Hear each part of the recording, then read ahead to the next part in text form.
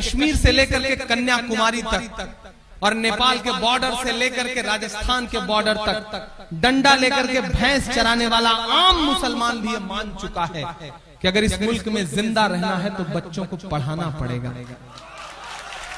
ये एहसास जागा है।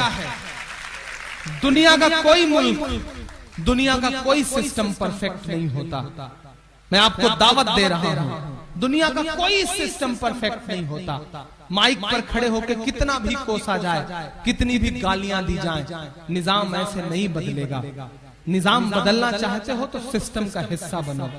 तसव्वुर करो कि अगर एक थाने में तुम्हारे नाम का एक सिपाही आ जाता है तो थाने का निजाम बदल जाता है। जिस दिन तुम किसी जिले में कलेक्टर बन के बैठोगे, जिस दिन तुम किसी जिले में सुपरिंटेंडेंट ऑफ पुलिस बन के बैठोगे, उस दिन जिले का हाल क्या होगा। अगर इस मुल्क को सुधारना चाहते हो, अपना हक लेना चाहते हो तो ब्यूरोक्रेसी पे कब्जा करो, इसके अलावा कोई चारा नहीं है। इंजीनियरिंग पढ़ा लोगे बच्चों को, डॉक्टरेट पढ़ा लोगे बच्चों को, अपने बच्चों को बहुत बड़ा बिजनेसमैन बना दोगे, अरबपति बन जाओगे, तुम्हारा फायदा होगा, खुद का फायदा होगा। लेकिन अगर नस्लों का फायदा करना चाहते हो तो सिर्फ ब्यूरोक्रेसी पे कब्जा करो, पावर अपने हाथ में लो। और शमीम भाई, मैं आपको भी दावत देता हूं, बहुत बड़ा काम कर रहे हैं। एक काम ये भी शुरू करिए सिविल सर्विसेज के लिए, यानी कि IAS IPS की पढ़ाई के लिए, उसकी प्रिपरेशन के लिए, कोचिंग के लिए एक फ्री इंस्टीट्यूट डालिए। मैंने इलाहाबाद में डालने जा रहा हूं और मैं दावत देता हूं अपने नौजवान दोस्तों को, इसके अलावा कोई हल नहीं है इस मुल्क में। ग्रेजुएशन करने के बाद एक मुहिम बना लीजिए कि एक वक्त कम खाएंगे लेकिन IAS बन के दिखाएंगे, IPS बन के दिखाएंगे, ये कसम खाइए। और आज यहां से जाने के बाद मैं तुम्हें पूरी छूट देता हूं।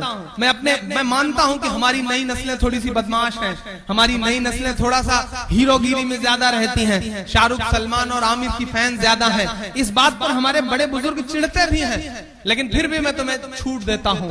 जितना चाहो मस्ती करो, जितना चाहो घूमो फिरो, जिस तरह की चाहो टी शर्ट पहनो, जीन्स पहनो, लेकिन दो चीज जिंदगी में अहद कर लो, कुछ भी करो लेकिन अजान हो तो मस्जिद का रुख कर लो, जाओ नमाज पढ़ो, उसके बाद जो करना है करो, क्योंकि नमाज हर चीज से रोकती है, हर बुराई से रोकती है। एक दिन इंशाअल्लाह तमाम बुराइयां खत्म हो जाएंगी। और दूसरी एक बात अपने दिल के अंदर बैठा लो कि नहीं, बहुत हो चुका, बहुत झेल चुके हमारे बड़े बुजुर्ग, बहुत झेल चुके हमारे पुरखे। अब इंशाअल्लाह हम पढ़ेंगे, हम सिस्टम का हिस्सा बनेंगे।